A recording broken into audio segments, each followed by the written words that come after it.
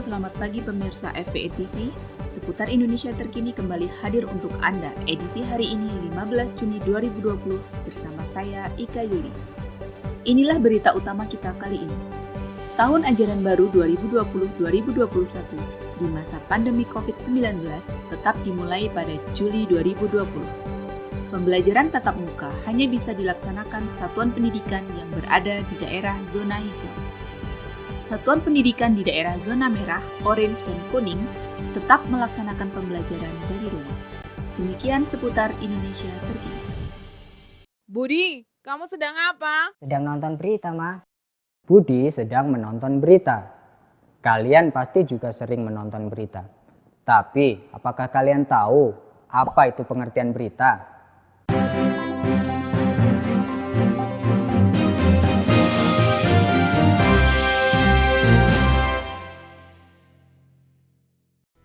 Halo adik-adik, perkenalkan nama saya Wahyu Kurniawan, biasa dipanggil Kang Wahyu.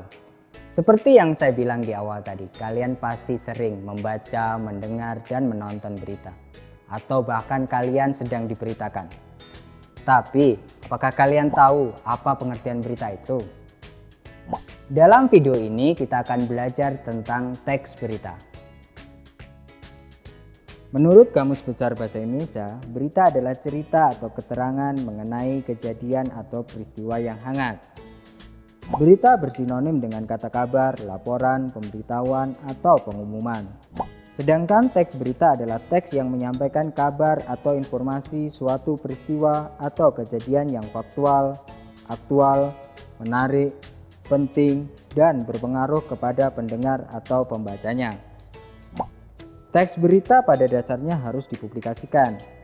Saat ini teks berita dapat ditulis di media cetak seperti koran, ditayangkan di televisi, disiarkan dari radio, maupun diunggah di situs berita dan media sosial. Dengan membaca berita, kita akan mendapat informasi penting, menambah wawasan, serta menjadikan kita berpikir secara kreatif, kritis, dan efektif terhadap suatu hal. Bagaimana kalian bisa mengetahui bahwa teks tersebut adalah teks berita? Ya, kalian harus tahu dulu 6 syarat teks dikatakan teks berita. Apa saja itu? Baik, saya akan jelaskan satu persatu. Yang pertama adalah fakta atau faktual. Teks berita harus berdasarkan fakta. Kejadian atau peristiwa benar-benar terjadi, bukan rekayasa, khayalan, atau karangan. Syarat kedua yaitu aktual. Teks berita harus berupa peristiwa yang baru saja terjadi atau masih hangat untuk diperbincangkan. Bisa dikatakan juga jarak penyiaran dengan waktu kejadian tidak terlalu jauh. Syarat ketiga yaitu seimbang.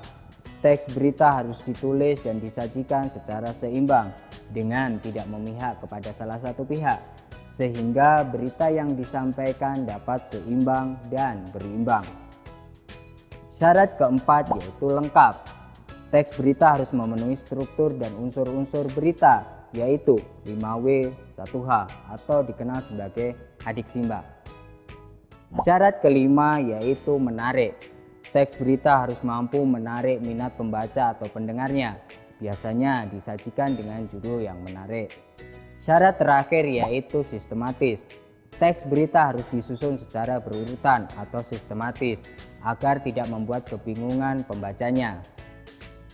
6 syarat tadi harus dipenuhi dalam membuat teks berita. Jika tidak, teks tersebut tidak bisa dikatakan sebagai teks berita. Dalam syaratnya dikatakan bahwa teks berita harus memenuhi unsur-unsur berita, yaitu 5W, 1H atau dikenal sebagai adik simba. Apa itu adik simba? Adik simba adalah serangkaian pertanyaan mengenai kejadian yang sedang dibicarakan dalam berita. Pertanyaan tersebut terdiri dari A. Apa? D. Di mana? K. Kapan? C. Siapa? M. Mengapa? Dan B. Bagaimana? Agar lebih jelas, saya akan jabarkan satu persatu. Yang pertama, apa? Unsur ini berisi tentang suatu kejadian atau peristiwa yang sedang atau masih hangat diperbincangkan. Kedua, di mana? Unsur di mana berisi deskripsi lengkap tentang tempat kejadian. Unsur selanjutnya kapan, yaitu mengenai waktu kejadian, kapan peristiwa itu terjadi. Keempat, siapa. Unsur siapa yaitu keterangan tentang orang-orang yang terlibat di dalam peristiwa. Unsur kelima, mengapa. Unsur mengapa menjelaskan alasan atau latar belakang terjadinya peristiwa. Unsur terakhir, unsur yang keenam, bagaimana. Unsur ini menjelaskan proses terjadinya suatu peristiwa dan akibat yang ditimbulkan. Biasanya dijelaskan secara kronologis. Itu tadi 6 unsur teks berita. 6 unsur tersebut harus dipenuhi agar teks berita dapat dikatakan baik dan tidak menimbulkan kesalahpahaman atau kebingungan penerimanya. Ani, Ya Budi, kamu mau dengar berita bagus tidak? berita apaan? Saya tadi dengar Bu Dewi bilang besok libur sekolah. Kenapa libur? Wah, itu saya tidak tahu. Jangan sebarkan berita yang tidak jelas, jangan sampai itu hoax saja. Adik-adik, untuk menghindari berita hoax, kita harus menyimpulkan dan menyampaikan berita dengan jelas. Berbicara menyimpulkan teks berita, kalian harus tahu dulu apa itu kesimpulan. Kesimpulan adalah kata-kata akhir dari suatu uraian. Sebelum menyimpulkan teks berita, kalian dapat meringkas teks berita itu terlebih dahulu. Ada 3 langkah dalam meringkas teks berita. Langkah pertama tentunya kalian harus membaca atau mendengar teks berita. Langkah kedua, kalian bisa mencatat pokok-pokoknya dengan berpatokan pada adik simbah. Langkah terakhir yaitu menyampaikan kembali secara lengkap dan ringkas.